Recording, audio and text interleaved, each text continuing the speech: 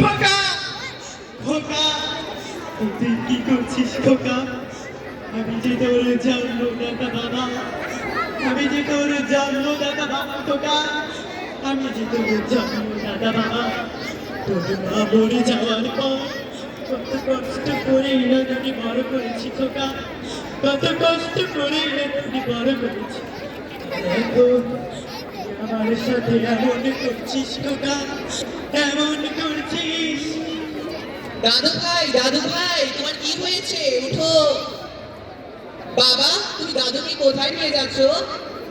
এটাও তুমি পড়তে বসো, যাও যাও, তুমি দাদু ভাইকে শ্রমে রেখে আসতে যাচ্ছি।